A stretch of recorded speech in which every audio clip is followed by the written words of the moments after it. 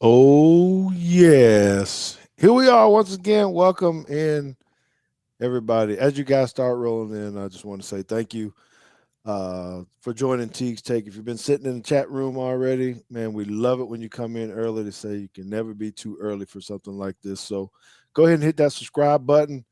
Don't forget about it right now. Go ahead and do that. All right.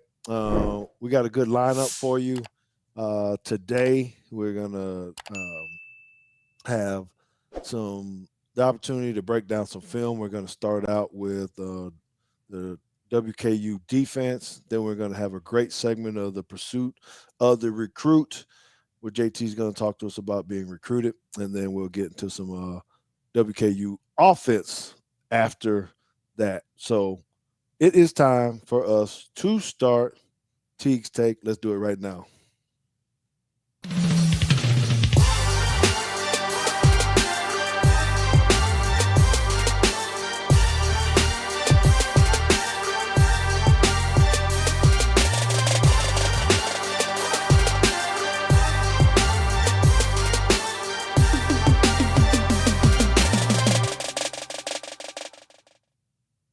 All right. Yes, sir. This is George Teague. I'm here with you guys. Thank you for being here for this edition of Teague's Take, episode 2 of season 5. Man, we're really, really excited about this. I want to go ahead and say thank you to the Blackfriar Pub in Dallas for being the title sponsor of our show. They are the Bama home in Dallas for all things Crimson Tide when you get ready to watch games and all that. So make sure that you are, if you're ever in town, that you go be able to see them. But at this time, I want to go ahead and get to my runout. So normally I would maybe put this in a teleprompter or something of that nature, and and try to keep this streamlined and all this kind of stuff. But I kind of got hit with something a little bit today, and I just wanted you guys to hear my heart about this for this next minute, minute and a half, 2 minutes, whatever it's going to be. It's about professional athletes and the things that we actually have to try to cope with or deal with it. I don't think you can actually understand if you have never really been at that level personally, mentally, and physically.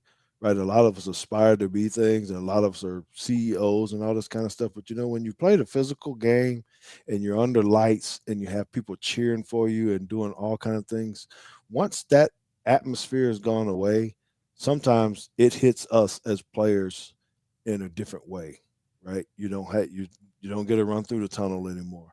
You don't have people just telling you how great you are and all this kind of stuff. And you may say that that should be easy to adapt to, but it's not, particularly if you've been in football all of your life and you've always been on a big stage, the big stage. So think of people that have been at the ultimate level of the National Football League, and then for whatever reason, maybe it's gone. And you ask yourself, how did they um, lose all their money? How did they lose all their friends? You can think of all the some players that could be speaking of, but it's a lot tougher than you actually think it is, because we're always seeking something to try to get that feeling back, that feeling of notoriety. I think when you can go. Me personally, I can go work at this school, but it's not like people are cheering and jumping up and down when I walk into the school every single day, right? They're trying to help me be a better leader and things of that nature. Yes, it's pleasing, but it's not necessarily the same type of feeling that I received, from playing at the University of Alabama and then playing 9 years in the National Football League. So the reason why I'm telling you that is I want you guys to be mindful of professional athletes when they struggle afterwards and what they go through, because you may not know the whole story. It is hard to try to deal with people sometimes if you're not ready for it, and when you're missing the sport and you're trying to get it, um, it's hard to do, right? So we just ask for your patience and understanding with that, and that's my run out. All right, and now I need to bring in my boy. I can say that for real, my boy, my son, the analytical one, Mr.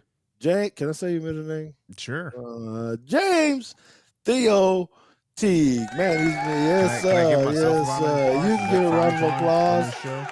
You know what? You get a big round of applause because what you do for this show. I kid and talk about how the screen looks and all that kind of stuff, but JT, I say that you bring a lot of fire to the show, right? Your opinions, your analytics, just the way you think about it. You probably got more fans than I do when it comes to that. Got my name on this doggone podcast, but I think they're actually on here to see you. So, Well, you know. well, don't say that too loud because that's not how we sell our sponsorships. That's true. Well, speaking of sponsors, man, it's pretty good that we got Blackfire with us, the pub, the title sponsor, doing great things for us. On three, you guys are gonna hear about that more. It's not the on three, the Right. It's not uh, the recruiting website. They do this. websites, but it's they do microsites for athletes and other coaches. And if you check out, I need to link it. It's probably down in the description. If it's not, I'll put it there after the show. But they've redone our website as well, and we've also got a newsletter coming out. I think it's already live, actually. So um, you'll see more about that later on in the show. It is live, and I got my first comment, probably from my first guest, the subscriber to the newsletter. You probably could guess who it is if you really thought about it. Um, John? Cause yep, sure was. He said, "Hey man, what was that you were sipping on?" So I got a little piece in the newsletter where it's called "Sipping with Teague," that I get to, you know, That's I gotta fix that. Hold on. get your name covering up the thing. Um, anyway, but Tide Texas is a new sponsor for us as well, so I'm very excited about that. Tide Texas is an organization here where they raise monies for scholarships for those in Texas to be able to attend school uh, at the University of Alabama. All right. So I know we kind of, JT, I want to ask you this before we get into this a little bit, before we get into the film. So after we get done with this, we're going to get into the WKU film. Oh, shout out to the people over at Bama Standard, too, for being in and listening to our show as well. Okay, you guys mean a lot to us. But what I want to ask you about, JT, is the pressures of a player right now when you got a new coach, you got new scheme. What are the kids going through? What are those players going through right now going into this first game with WKU and they're trying to impress the new staff? I don't know that there's I don't know how much pressure that you feel trying to impress the staff, being that you have been there in the spring if you were a transfer, um, or you've been there throughout summer camp and fall camp, right? So there's enough time for you to have figured out how your staff, your new coaching staff, feels about you going into the season, going into the first game. I think the pressure, if any, is what you think that your fan base feels about you, not you specifically, but you as the unit. Can you still carry that torch and hold that standard that so many other that's come before you, that you feel like you need to, you're here to maintain that, right? So, but always there's two types of pressure. There's pressure applied and pressure felt. And if you block that out, you don't have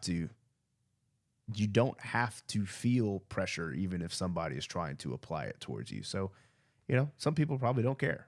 They probably, they're confident enough to get out there and just play their game and maybe not thinking about win, lose, or draw. I mean, obviously, there's been talk about teams even recently that felt a lot of pressure, whether or not they should, or if they, again, pressure applied versus pressure felt. So I think it's kind of the identity of the team, right? I think last year they probably played a little bit looser than they had been years past. So I think this year they should take that next step to towards that mentality of like, hey, the slate's clean now. Like, this is truly the next chapter and next era in this program. So the pressure shouldn't be trying to live up to whatever you think you need to be living up to in the past, but resetting that standard going into the future. Yeah, no, I 100% agree. I think it's you got to have some or the other. And I just think about when I had to go through coaching changes. I'm not sure if you had coaching changes as I did. um, what you're actually trying to get accomplished there. What's up, BGAS? We appreciate you. Thank you for being in. Okay, well, we got a lot of stuff we need to talk about here. So, this next segment, we want to go ahead and get into some film. Again, reminder that this film is brought to you by Blackfriar, the Bama home in Dallas, place you're going to want to go get some good food, good drink, and good people, right? Okay, so what we're looking at here is WKU is in the dark uniforms. We're looking at their defense. So we picked out a few different plays that I want to be able to talk through it with you, and let's JT and I just kind of try to walk through things that we're concerned about. Do they cause any problems? What do we see, and just how do you beat certain things? All right. So when I was going through the film and I was looking at this one, JT, the reason why I picked this and it'll be great from this side is actually there's a corner blitz Mm-hmm. It's always from dangerous. the top side. It's always got to come from the boundary, right? I mean, if you're gonna blitz a corner from the field, like, what are you doing? Yeah, and I think we got to be aware of that just because, well, it's not like it's that common all the time, Mm-hmm. but you could throw into something that you don't need to be thrown into, or if you're not aware of it and you don't pick it up and you get blindsided, the quarterback gets blindsided is kind of different, right? So that's the first one I want you guys to see once you hit play. But I also want you to look at, and JT can talk about this maybe a little bit more on the backside, is the look of the front, right? So you may look at this and say, is it a 4-2 or is it not? Just looking at it from this, or is it a Yeah, three I four? mean, can I guess I want to get to like, there we go. Let's start here, Yes. right? Um, this is typical of an even front, which would Explain even so they um, can, for the layman's yeah. term. I mean, Even and odd. I think the easiest way to think about it, even though this is very surface level, so I apologize for any coaches that are going to watch this now or later and be like, this dude doesn't know what he's talking about. I'm really trying to simplify it down to where the eighth graders can understand. Even for the purpose of this conversation, just means you've got 4 down linemen. Odd is 3. Um, Essentially, even you're going to have a man in each gap, and no lineman is going to be responsible for more than one gap. Whereas an odd front, you may have somebody having a 2 gap. Usually that comes with somebody over the center. It doesn't have to be, but those are things you can look for. 3 down This lineman, simple. somebody over the center, probably an odd front.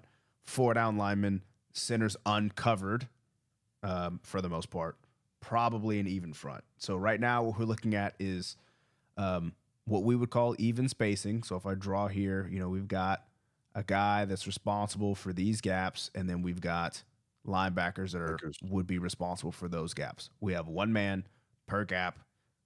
This is even spacing. Probably 7-man spacing, because either one of these safeties or this guy is probably going to have to fill. But spacing, 7-man spacing, 8-man spacing, 9-man spacing is probably a topic for another day. Okay. All right. So if you go back to the wireless, let us see the blitz that actually happens from the top side of your screen. So when he hits play, again, it's just something Jalen Milroe and the lineman have to identify. and we'll talk about that lineman shift. But here comes the corner off the um, edge. Um, it, I'm only showing that for you, not that this defense is great and all that kind of stuff. It's just things we got to be prepared for and how they move their secondary around. So you can kind of look and see. JT was talking about a feeler, but the safety at the bottom actually goes inside the wide receiver, which we don't see him on the screen, not initially on the wide copy. All right, so that's one thing that we have to be aware of. That could be dangerous, right, JT? I don't know if Yeah, you've ever. so you got a couple things here, right? Where, like we were saying, that this guy's coming from the boundary, right? So we've had guests on like Jonathan Scott and Bo Scarborough talking about like what it means to identify the mic and like what that means. So typically, right, you got your 5 offensive linemen. They're gonna have to block 5 guys. It just in pass, not necessarily run. They got different ways to handle that and run. But let's just assume this guy's the mic.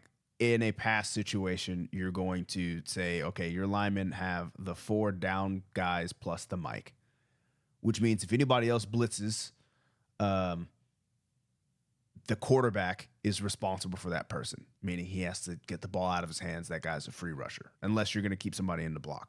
But just stick with me on the simple case here. Typically, a quarterback is going to be looking at either this guy or this guy, trying to figure out where are they coming from. Yep. The point is, he's not usually looking at that guy. So if he sneaks off and we're not fanning this direction or whatever, and we're concerned about these guys in the box, you might end up having a pretty fast guy show up in your face out of nowhere. And right. This could be dangerous. And I should have been more prepared, because we did this at Jump Ball 2 years ago and got a sack force fumble on a corner blitz. Yeah, that's good. Now, the thing about when you're watching film too, and we'll get into this more, that you got to understand of what our offense will look like versus this. So this is WKU versus Liberty. Liberty runs a lot of 2-back, which changes the way that you actually block and all that kind of stuff. So it's when we're talking about schemes, you can't really look at Bama's probably not going to be in this that much. Probably be more 11 personnel at the same time. Okay. All right. That's good. So if you can get to the back end, I want them to see the. One second. I think we have a little bit of a problem on our own channel. Okay. What you mean? Oh. Yeah, I forgot to hit auto start. So on our channel, we weren't live. So Monica, cousin, thank you, because I had no idea. So here you go. We should be live now. All right, there we go. Well, we'll figure that out later. So if you need to come back and watch the beginning, if you need to hear the run out and those kind of things. Well, it'll be cut up anyway. The film portion is always cut up. We'll snatch it from Bama Standard or whatever we've been doing. Okay, so let's see if we can get to the back end, because I want you guys to see the lineman move. So just remember what JT was talking about with those even fronts. JT, if you can flip to the. Yep. Let me fast forward here. Run it. Thank you again. Okay, so this is how they start. What JT was talking about. Now here's the move. So this is more of what he was talking about with the 0, 2, 4 eyes. I don't know. That could be a debate, like you said. Is this a? Yeah, I mean, I would call this an odd front. I mean, this guy is just I'd say this guy here is just now he's just a walk up linebacker essentially. Because now the gap's changed. You've got this guy who's going to be responsible for both A's, and then you've got the B's closed down, and now you're expecting your linebackers to scrape outside in just a general sense. Now, I'm not sure how they're teaching this guy to 2-gap, if he's a true 2-gap, or if he does what I do, which is not really teach them and just lag the one side anyway. But I could answer that because Sure. especially when you push play on this, you actually see what they do. That they're not really hardly ever two gap, and I He's think gonna this go is this way because you got a guy right yep, here, and then the backer can just fill play side A. yep. And so what I need to say about this when linemen are doing this is a harder thing because guys can move and go different directions. So as far as being disciplined with your linemen, in the way Western Kentucky uses this, they're trying to confuse and maybe create big plays by movement, slanting, or something of that nature. So a lot of times you Well, can be like, man, what is going on? yeah, let's Um, talk about that because I like to use inside zone for this, right? So we can just pre-snap, you're trying to figure out who you're gonna block, right? And you might get something. I'm not saying this is the play, but you could block it in a sense like this, right? yes, And have everybody taken care of, and you can sit in that right down the middle. This is kind of ISO, right? Um, and linemen are communicating this at the line. They've got all the little code words. We use A, B, C, and single, double, triple, and all that kind of stuff to get this, to know who's got who. And you do all that.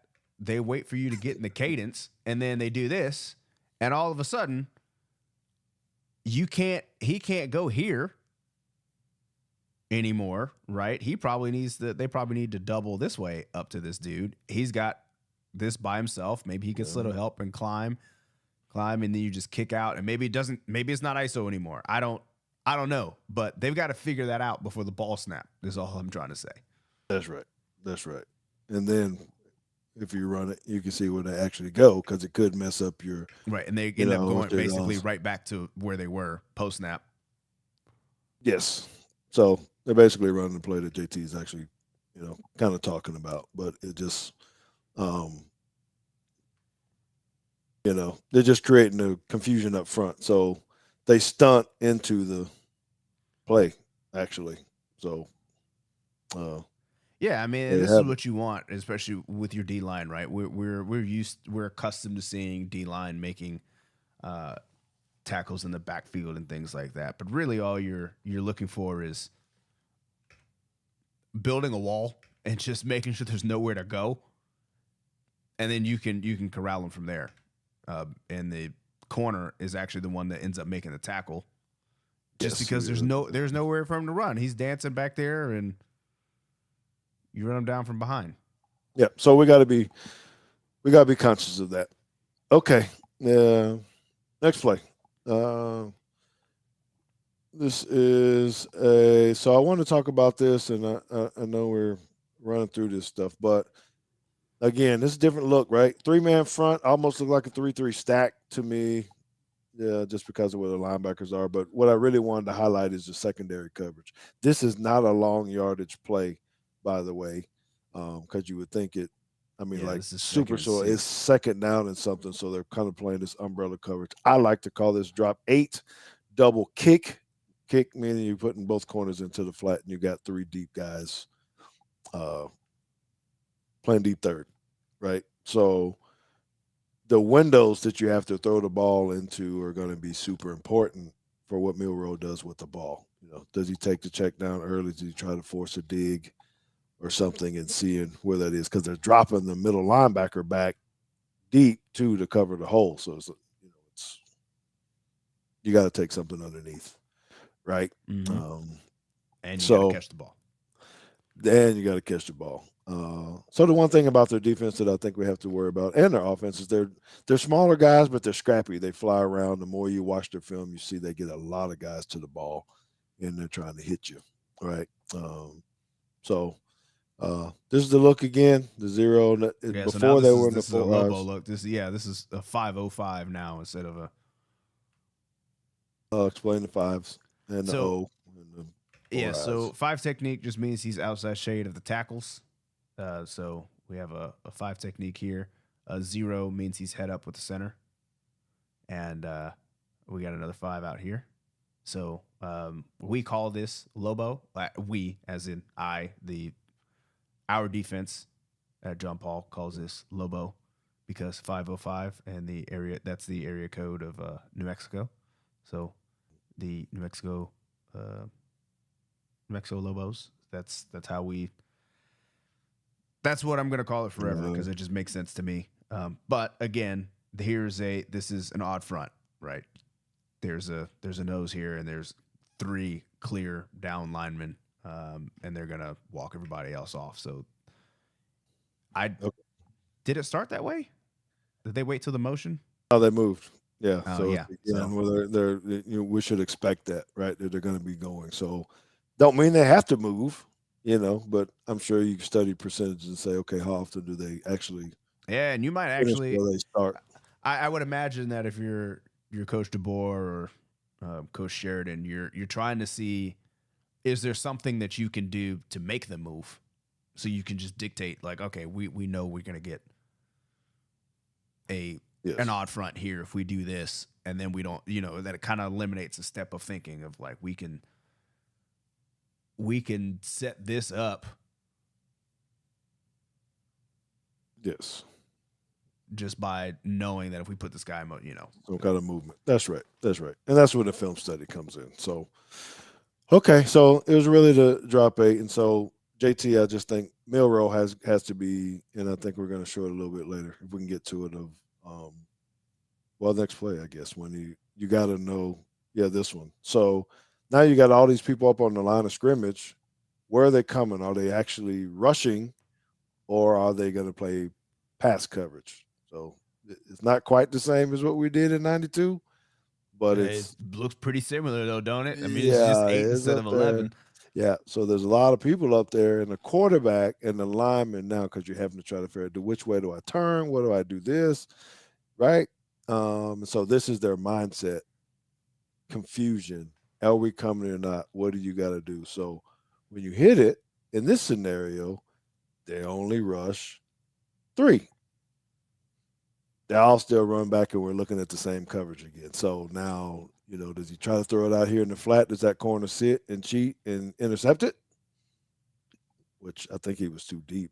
Well, I think this is to me, this looks kind of like cover 4. Yeah, because with the guy running down the middle, though, there's a problem. Yeah, you got like a Tampa 2 runner here because that's a linebacker trying to get into this deep hole. Yeah, and I'm imagining we're going to get this because this is 11 personnel. I think 4 people 4 out as well, 4 wide receivers. Yeah, we started in trips. So, but my real point is they're going to try to give him a look to where he's going to have to decide where to get the ball and not, try to confuse you into something. Because when when we get to the next play, you'll see on how it's different. But so. Wait a minute. This is the draw. Oh, empty. So we missed a. Did I miss a play? Somehow I missed a play. So I wanted to put this in here because it's a 4-man rush, and we're talking about it, how much is Jalen really going to run? What are you talking about? The corners? The corner up top that actually he's trying to catch, but he just gets run through. Yeah. Well, the main thing is this guy takes off and goes for a 25-yard touchdown. He ain't Jalen. No, he's not.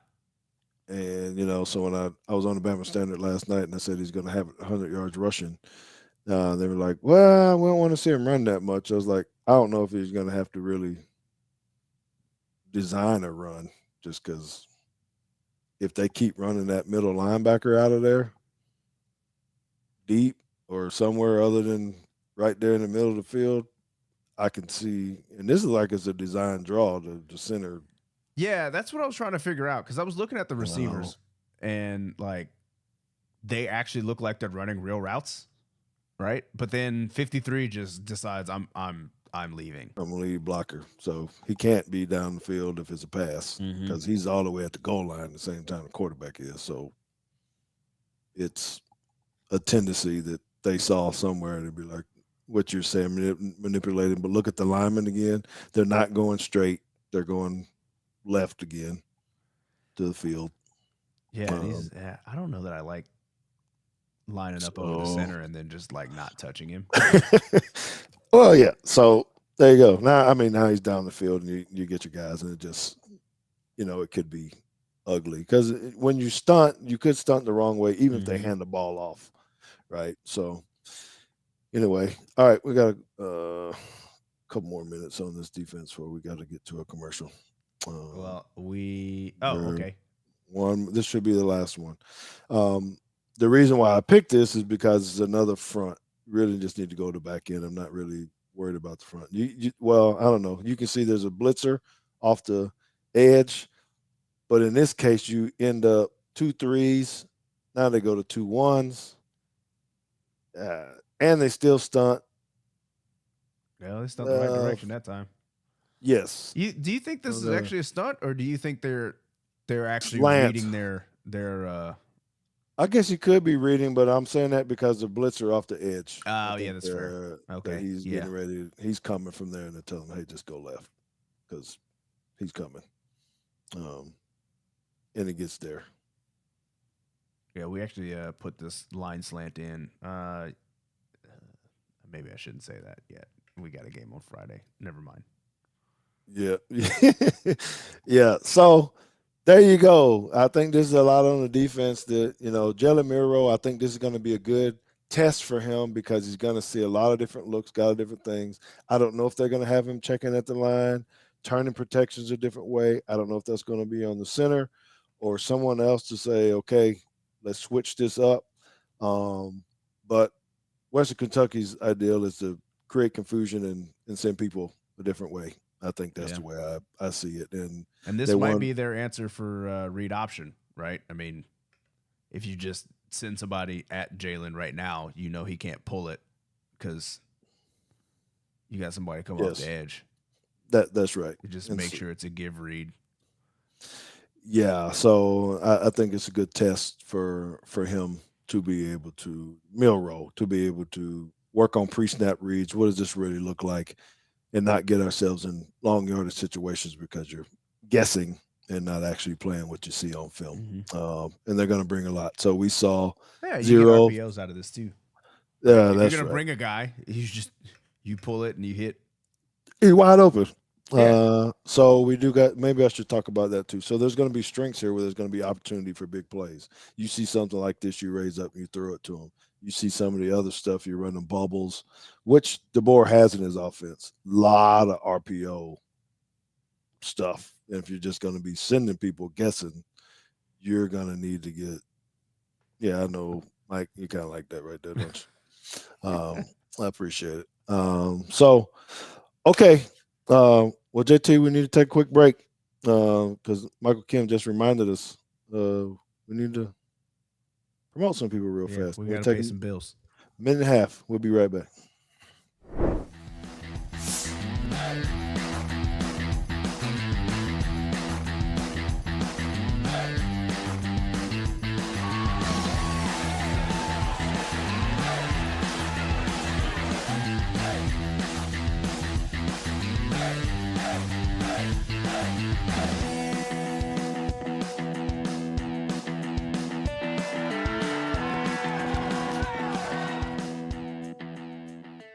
This is George Teague, and I'm launching my own text-based coffee talk newsletter. My favorite part of this is that although you get to know me some, I get to share more of myself with you through this newsletter. It's going to come straight to your phone, and I can't wait to share personal stories, the highs and lows of my football journey, my work journey, all the things I'm doing in media, the passions that I have on and off the field. So I'm about inspiring, educating, empowering others through sports and beyond. Head over to joinsubtext.com/George Teague or go to today's show notes to join my newsletter today.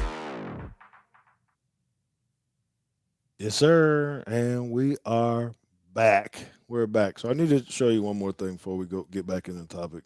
JT, go to single screen so they can maybe get a better look at this deal here. So it's never too early to really think about Christmas, right? And things of this nature. So we have these for purchase.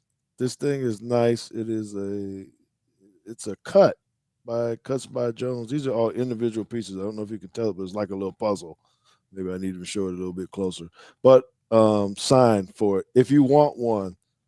Right, $175. The link to it is right down there below. You can see it, millions.co/George Teague football. You can get it. I have them. There's only 5 of them. There's only 5 of them. And they're specially made and hand cut. I don't know anything about the type of saw and that type of stuff they use, but it's amazing. It's hand painted. It's about 13 inches or so. I got a different, there it is back there on the screen that I have for it. So if you want one of those, holla at me. All right. So let's Well, hold rotate. on. Before we get back into the film, Charles Starr had a question, and I wanna go ahead and try to knock that out before we get onto the offensive side of the ball from Western Kentucky. He asked, "Can the transfer safeties meld together in such a short time and be a dominant group?" I'm going to say yes. One of the positions that I think is easier to try to adapt to is safety position. As long as you know where you're supposed to go and what you're supposed to do. Look, I became a starter at the Dallas Cowboys, or I played the next day after I got there. You just got to learn terminology and know where you're supposed to be and figure out how it goes, right? So as long as you know where your run fit is and what your pass responsibilities are, um, I think that they can, you know, you can create some havoc when you have new safeties come in, and it doesn't take that much time. You agree? Yeah, I mean, even with this, I think we might have slightly, we as in Charles Starr and I might have slightly different opinions on what a short time is. I think that fall camp is an eternity in order to pick up a defense. It is. When you're at that level, right? If we're talking about high schoolers, maybe 2 weeks is not enough. I would say that 2 weeks is enough, even at our level, if the guy's good enough. So I think if you got a guy that's played at the Division I level and he's coming in, even if you just given him fall camp to the first game, that's plenty of time to get in, especially when I assume they still do this. I'm assuming it's legal still today, but when you get into fall camp, you're there before everybody else on campus is. So they stick you in the dorm and you do literally everything together. And I was in a dorm room with 4 people, I think, because it was a double, right? So there's, they can put you in there with 3 other safeties and you got all these meetings and you're practicing twice a day and you're eating together. You can form those bonds pretty quickly, especially when you're going through conditioning and lifting and having to get up early and all that kind of stuff. And everybody's sore. You form that bond that way because you're going through a common trial. And then learning the playbook is just usually pretty easy. I won't say that for everybody, but usually it's not that big of a deal. That's right. So speaking of that, I want to transition into the pursuit of the recruit, a new segment that I wanted to have in where I can ask JT a question, or he can have some stuff to you to speak about. Recruits to the JP2 at Alabama, or anything else involving with recruiting. So today I want to ask him about his recruiting process. You talked about that, going to camp and all this kind of stuff. Can you give us a little bit of insight on what you liked about it when you got recruited and you were making trips? I thought she was about to ask me what I liked about camp. I was like, anybody who tells you camp was great is a liar. No, recruiting, the good and the bad, the ugly of the recruiting that you experienced when you were coming out of high school, headed to college. There's a lot of things that kind of make you feel good, and then like after a couple of weeks, you realize that they mean nothing. Because it was always kind of cool being one of the kids that you walk into the locker room and then there's just like a stack of envelopes in your locker from various schools. And then once you get that first like handwritten one that you can tell like a coach actually wrote the letter out, then you realize like, oh, all these other ones are just like mass emails. The generic one. Yeah. Invite you to camp or whatever it says in there. But that's always fun just to see like, what letterhead did you get today. So that was fun. And then also having those phone calls at random times. I remember standing in the parking lot after practice, hanging with some other teammates and taking a phone call. And it was, one time it was from coach from the University of Albany or Long Island State. Wagner. I'm sorry. They're on Long Island, but it was Wagner. And those kind of things are like, oh, well, because everybody's always saying, well, who was that? Who called you this time? And being able to travel to camps, like where'd we go? We went to Cal. Yep. I don't think we went down to Stanford, but we went to Harvard, which the campus was nice, but I still don't like Boston, so that was really never a place I wanted to go. So those are all the cool things, but then you have other things where you're being told things and you're kind of skeptical the whole time of whether or not that's the case. And we had one. I won't say who the school was, but they were supposed to be an in-home visit, and some stuff was going on, and then they canceled the in-home visit. But they didn't tell us they were canceling the in-home visit. One of the assistant coaches had called and was like, hey, and I actually emailed him a couple years ago just to tell him thanks because he had called. And he was like, hey, if you have any other option, I say we'll honor the scholarship, but if you have any other option to go somewhere else, you probably should go somewhere else, which is kind of unprecedented when you're still on that staff. But he was very honest. So it's good to find good coaches like that actually have your best interest at heart. But sometimes those are hard to find, and it's hard to sift between who's actually telling you the truth and who's not.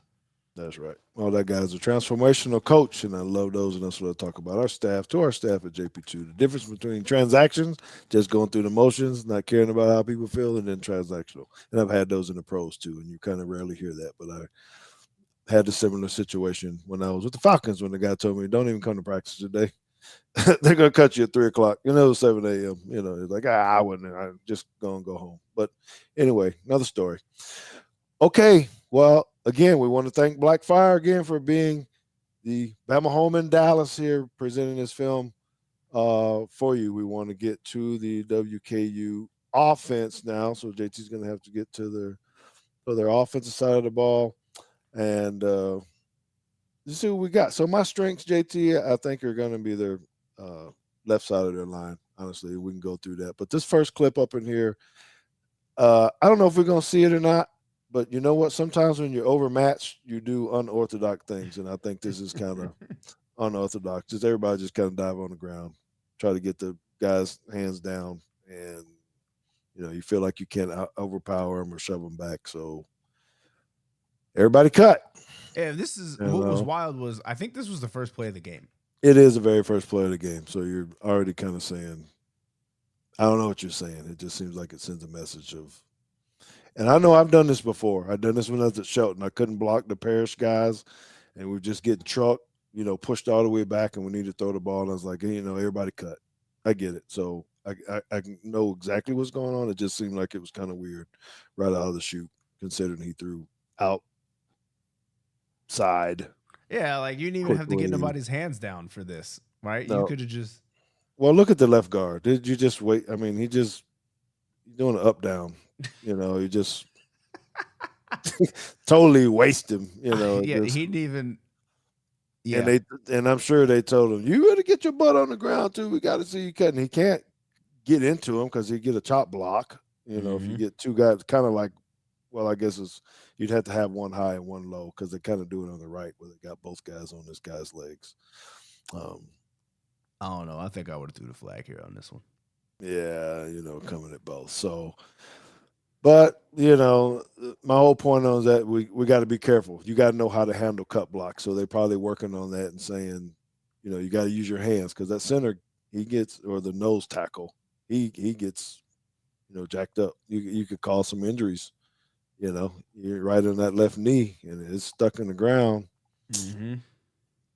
Who knows, what happens. So we got to be alert for that piece. All right, that's all I really had to say on that. This next one. All right, so this is kind of interesting to me, JT. I don't know. I'm calling it a QB counter pass just Oh, because if right, you because look you've at got the the two pullers.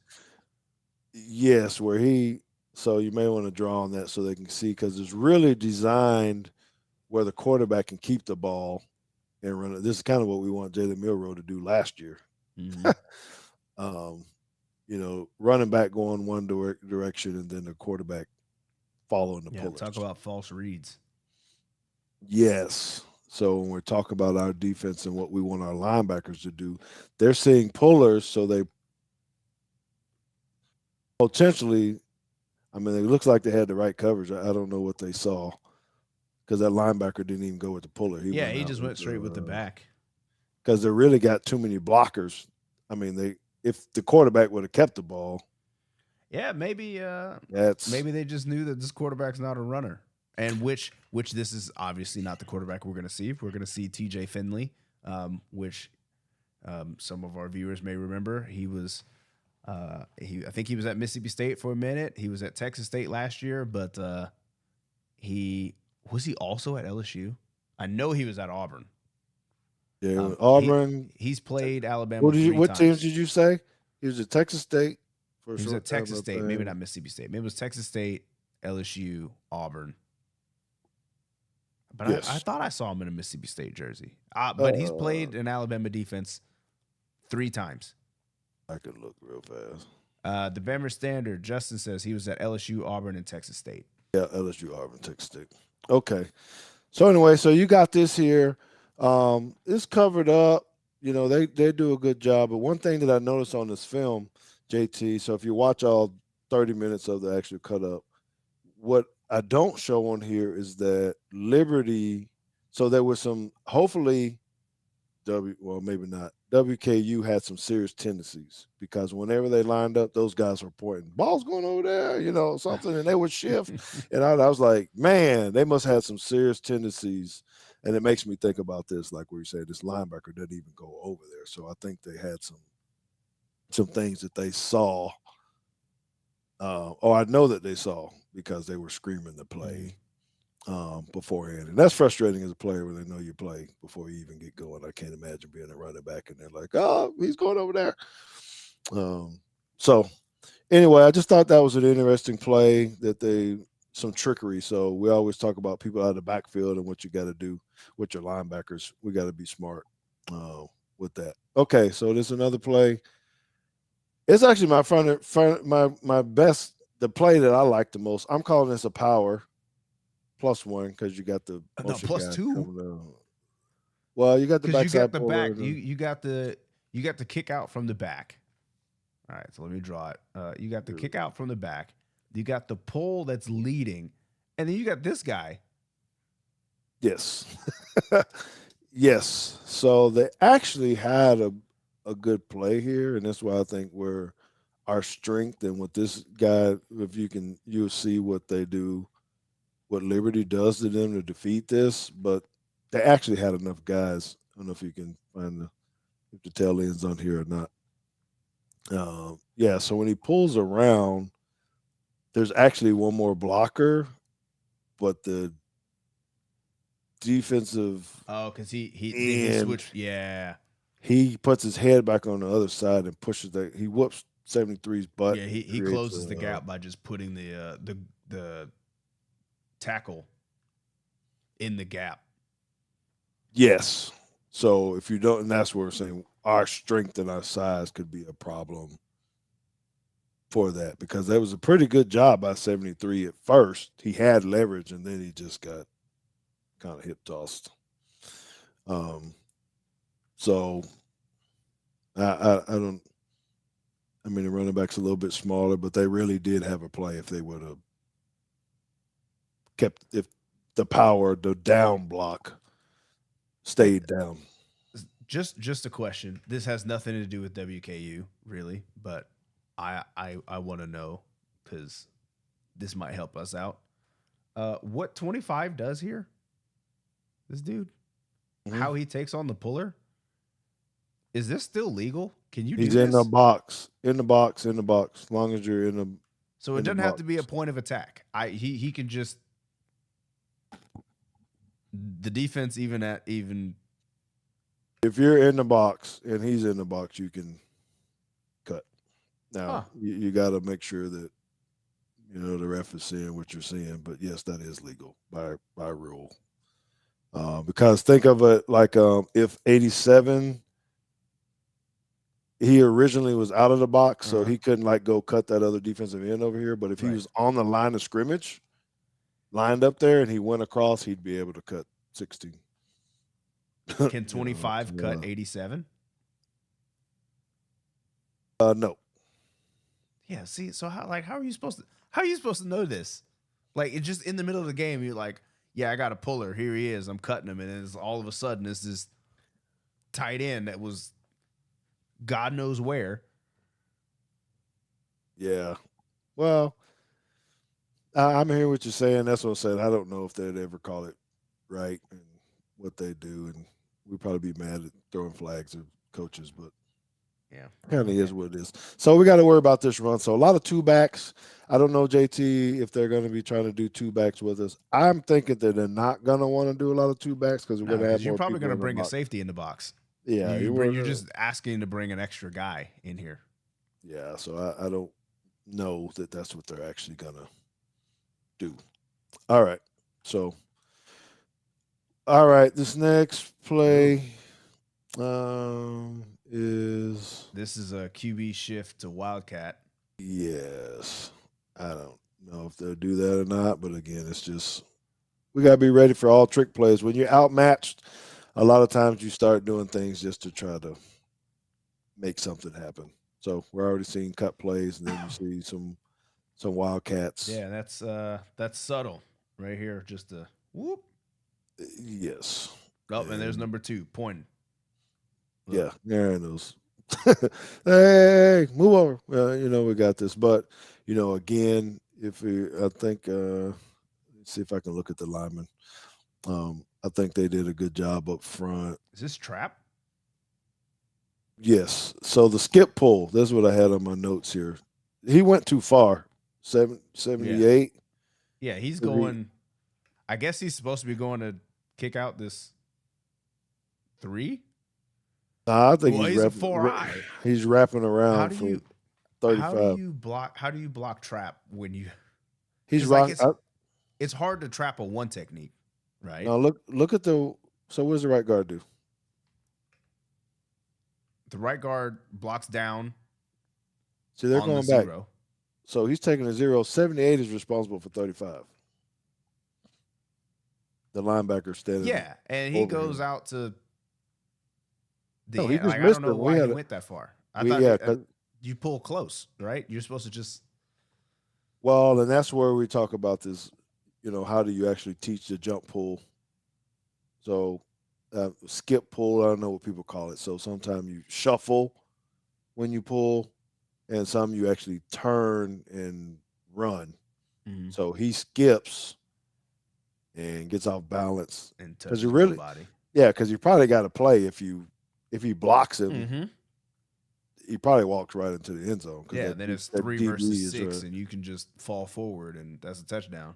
Yeah, and 6 is going to overrun him anyway because he's chasing the wideout. Mm-hmm. It happens to stop because he sees it. So, again, trickery, but a little back, this kind of thing. So, all right. So there's that one. This is 4 strong. Oh, is this a Steeler screen?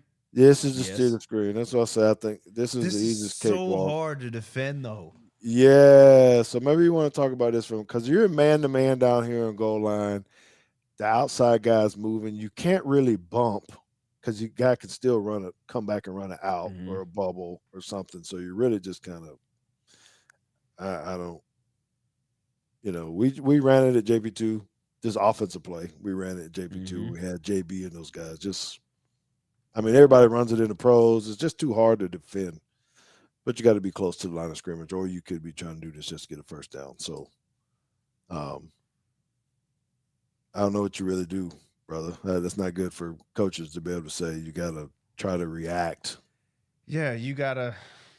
I guess you gotta drop this guy out in the passing lane and take your chances with something in here, which is probably what I would do first.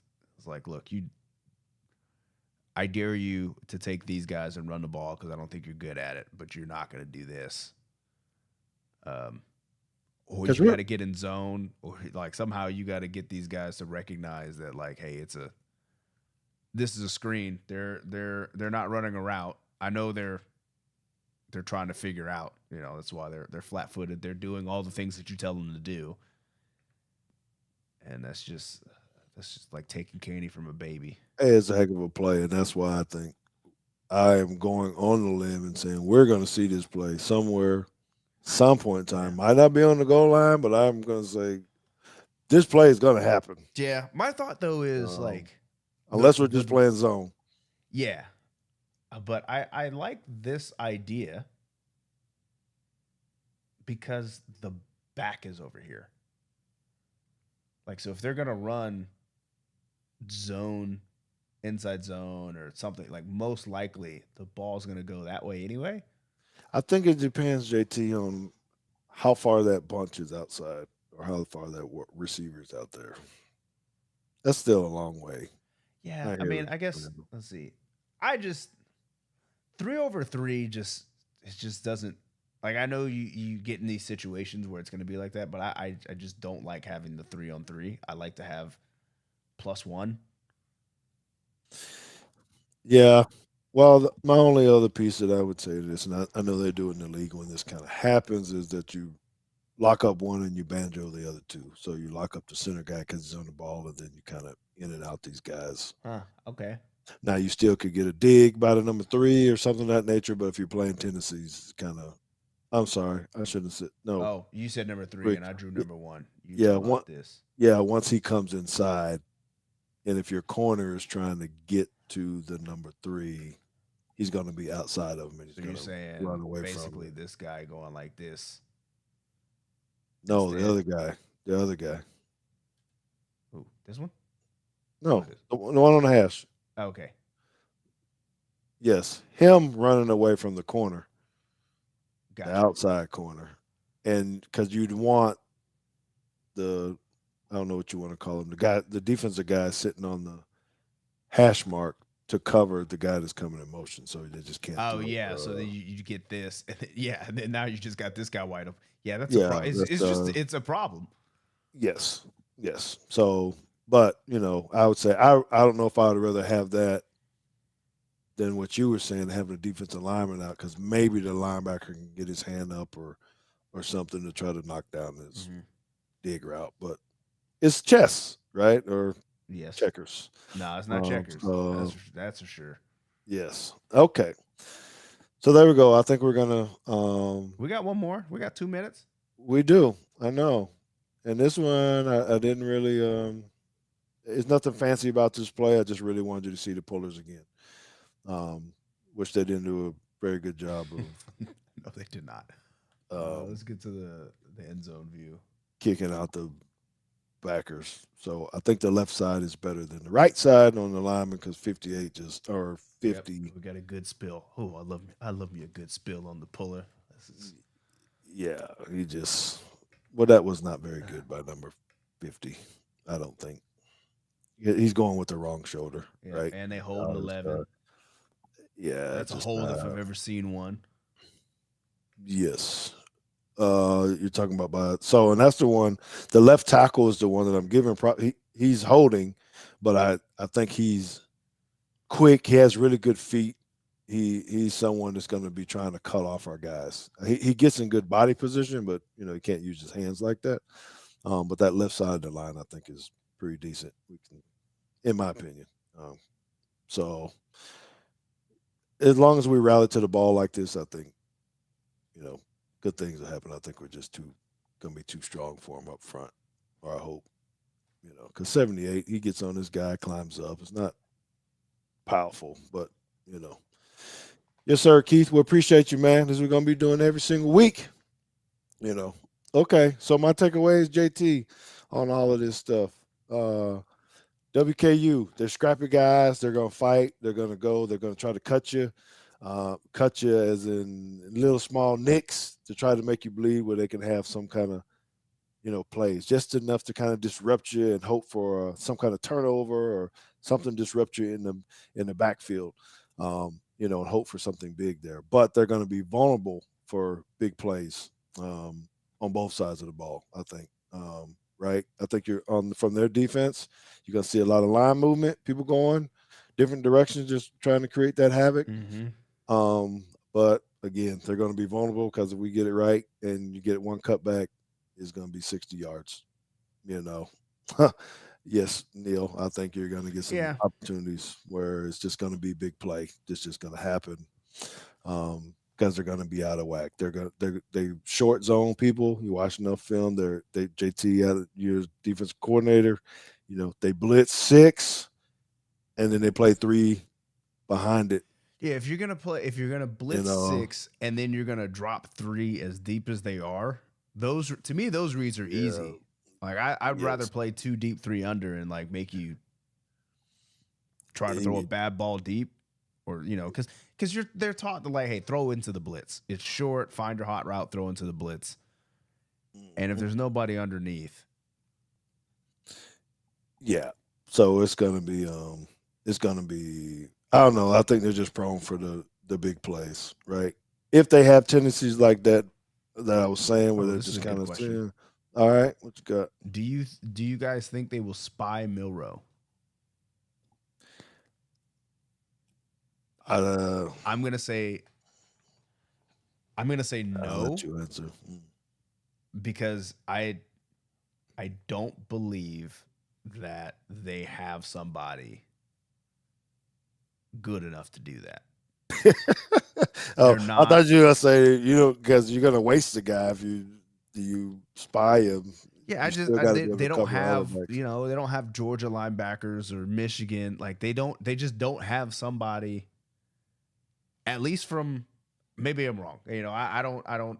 This is a game from last year. We haven't seen what they look like this year.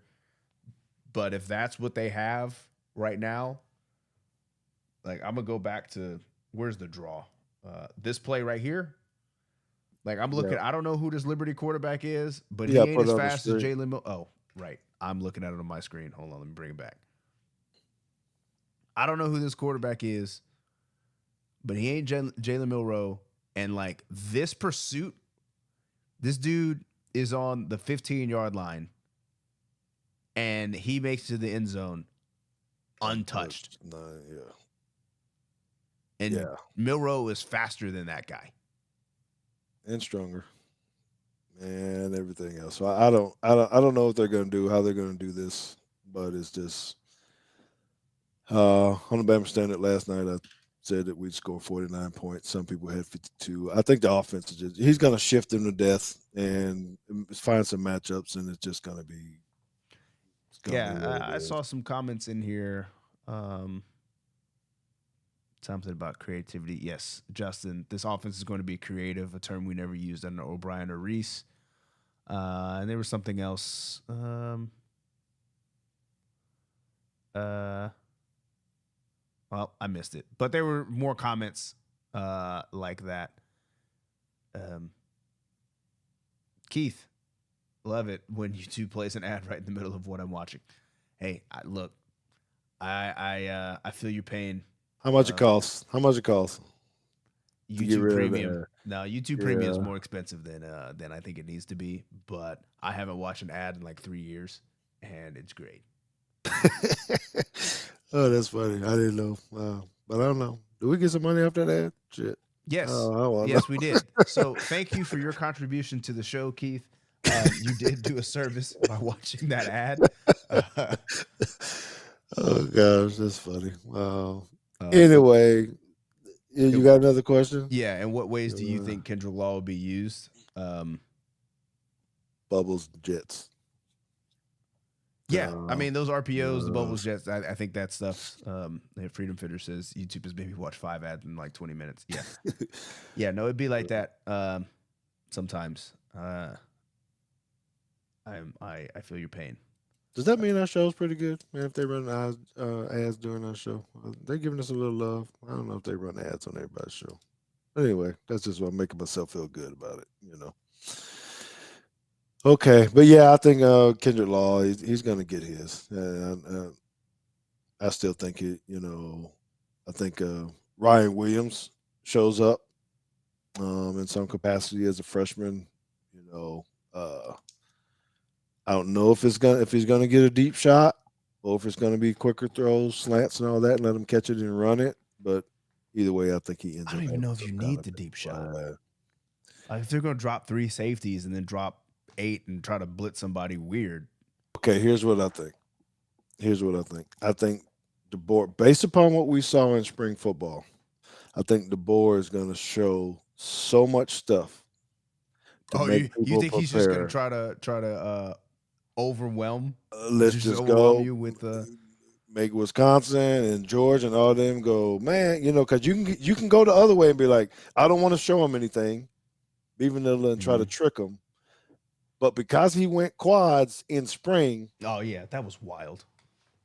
And I hate it. I uh, hate it. Not like I hate that DeBoer does that. I just hate being the defense coordinator in spring, and then the offense is doing like all these exotic things. You're like, bro, I haven't even got to install the base stuff yet. that's right. And so I'm feeling like he's gonna give you some two back, some tight end shifts, some quads, some deep routes, the corner routes, all those things that I think you get something like that. So coach has to go, well, first of all, as fans, we're gonna be like, man, that's creative, that's fun, and we get to show some stuff, and we're not gonna have enough time, to show it all next week. But from the coordinator standpoint, he's going to be like, man, we got a lot of stuff to work on. I mean, we saw A11 last year from him, from the other Yep. stuff. You just don't know what he's going to pull out, and you only have so much time to practice, right? So if you got to then you got to figure out, okay, what is he really trying to do and how often he's going to do it, which I'm going to give one more shout out to this, JT, for our new sponsor, Titan Texas, because next week we should be able to have some more analytics and some data. Well, hold on. Since we're here and we're at the end of the show, thank you everybody for watching. Titan Texas is the North Texas chapter of the University of Alabama National Alumni Association. Our mission is to promote the university in North Texas and raise money for our 10 endowed scholarships. Titan Texas looks forward to the opportunity to promote our chapter's mission and to work with the Teagues Take to help promote the Teague Family Scholarship as well. Thank you, John O, for sending that to our phone so that we could make that read for you. Yes, appreciate it. Thank you. And I don't know if he sent that to me or not. I wasn't ignoring you, but Yes, he was. I never ignore John. But yeah, so we're glad to have them on board too, and we'll do more with them going forward. And thank you guys for that, because it's going to make our show even better. So I need to be able to talk about that. So JT, as we get ready to close this out, thank you, Blackfriar. Right. Thank you, On Three. Thank you, Titan Texas. Right. Make sure you check out our Teagues Take website, teaguestake.com. A lot of stuff on there. Go ahead and subscribe to our newsletter too. I drop new things out every Tuesday morning. It's going to be it'll be fun because you get to hear other side of me that you never really hear me talk about. Personally, about coaching, about media, about all those kind of things. So very special messages for those who actually subscribe to those newsletters. And then next week we'll be back on 8:15 p.m. Central Time, except there'll be 2 segments with 2 different film sessions. So we'll have the recap of this WKU game, and then we will look forward to South Florida as well. So we'll have two different film sessions, and we should have some other kind of data for you guys.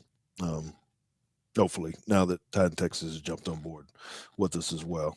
All right. So JT, I don't know if you play my theme music or not, but that's really about it. You should be able to hear it this week. Yeah, I can. So that's all. Hit that subscribe button. Tell everybody about Teagues Take. And we will see you guys in a week. This has been a Teagues Take. See y'all later.